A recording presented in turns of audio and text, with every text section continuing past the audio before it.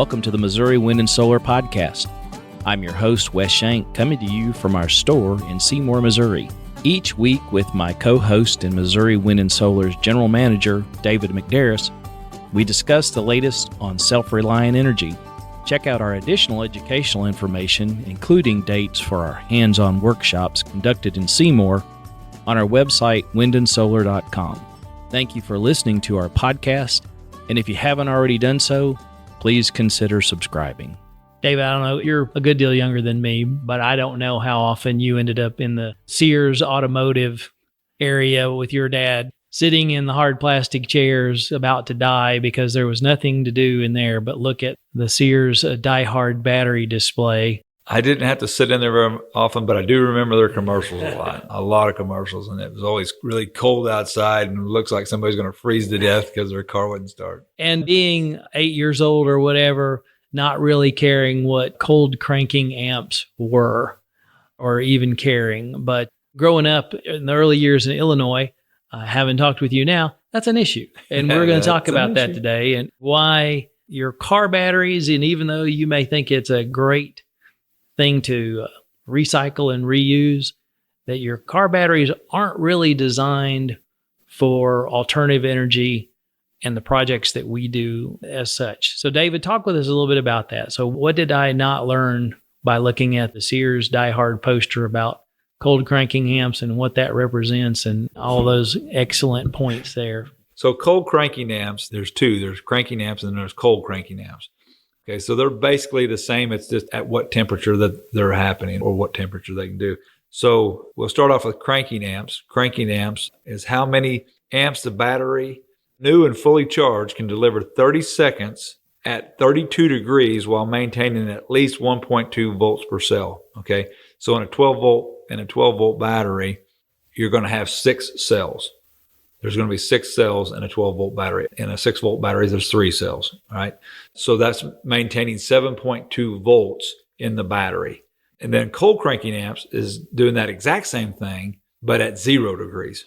So cold temperatures have a really negative effect on batteries. The colder it is, the harder it is for it to dispel the energy and maintain that energy. Which is interesting because like your solar panels. Yeah, they produce a lot more efficiency out of cold, but that's just the way the electrons move in that flood of lead acid and the reaction that it can have on that, which the reason solar is because the sunlight and the way that it's not having the same chemical reaction that a battery's having. It's a total different, that's a total different podcast, so we would need to get somewhere different.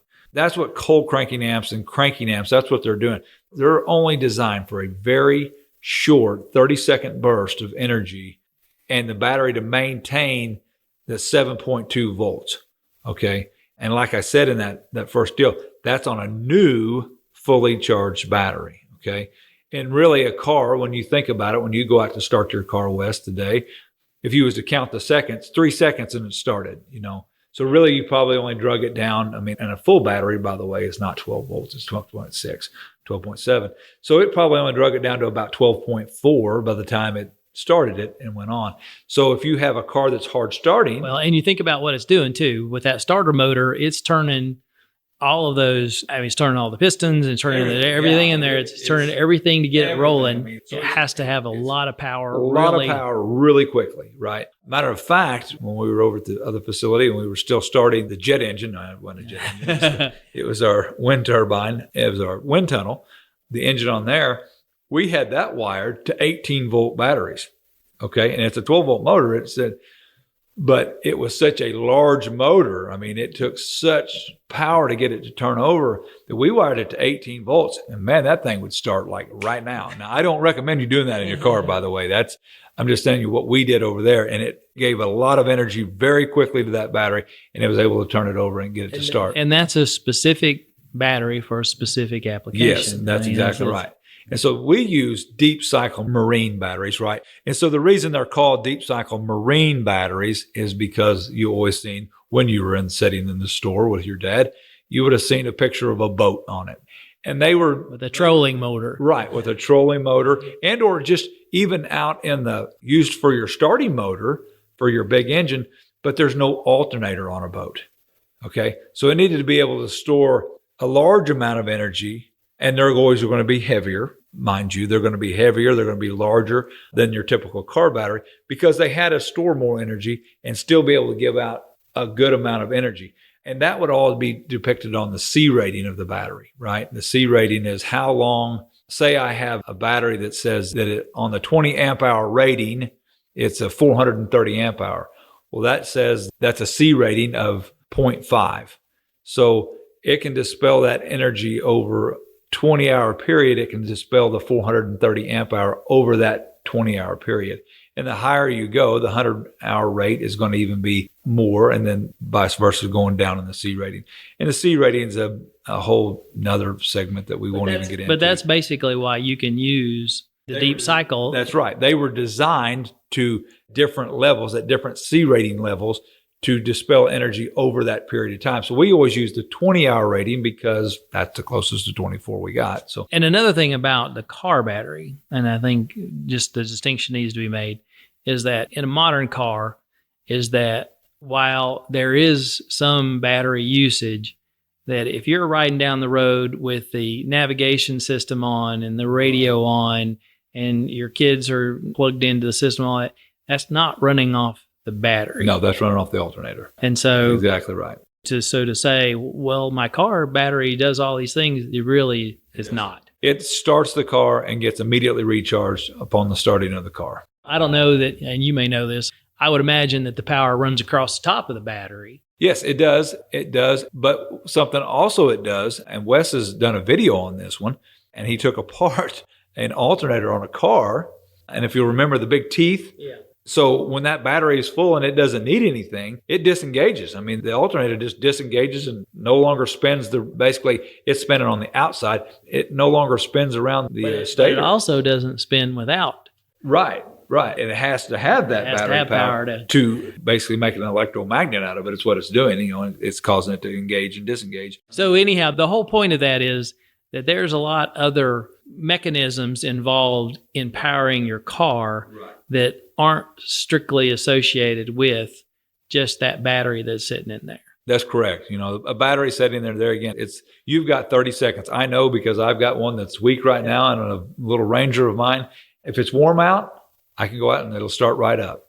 There's a little issue with the truck, and that's the reason if it's cold out, get in the blue truck and come to work because the brown truck's not going to start. So that's just the difference. So I definitely know that and everybody that's probably listening at some point has had a weak battery and noticed when it's colder, it has a lot more effect on it than it's warmer outside. But, when you're dealing with batteries and you're dealing with any kind of renewable, we have a lot of people. We could have made this easier and talk about a lawnmower battery. Yeah. We have a lot of people that say, well, I've got these batteries at home or I've got access to these batteries.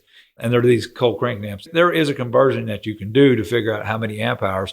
You're going to find out the amp hours on them are going to be like 3 versus 430. I mean, so you're going to see that, well, these are useless. I mean, you could string together almost an entire room in here, Wes, of car batteries, and they just wouldn't do anything. You wouldn't have any production off of them to run you through the night. I mean, I would sure hate to live in a house that was powered off of that. So batteries definitely are not all made alike. If you're going to still be dealing in flooded lead acid batteries, it needs to be the deep cycle marine style battery. And I say marine there again is just because that's what it was originally designed for. Forklift batteries are the same, especially the electric forklifts. They're all big, large amp hour batteries as well, meant for long durations of running. Okay.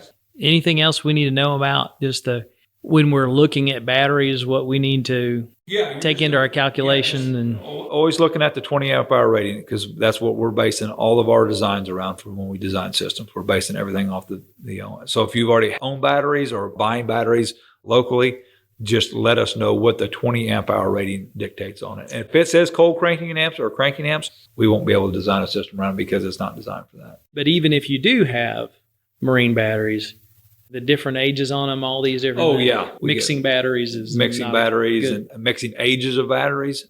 We get a lot of questions on that. I can tell you if you're in a flooded lead acid battery and the original batteries are over, I would say a year. Some people would say 18 months. I would say if you're over a year old, I would not add new batteries because all you're going to do is like adding a new battery to a remote control that has 3 old batteries in it. You're just going to draw it down to what those 3 batteries were. So you're going to get the same life expectancy out of that new battery that you did the older 3. So just replace them all, wait, save your money, and replace them all at the same time.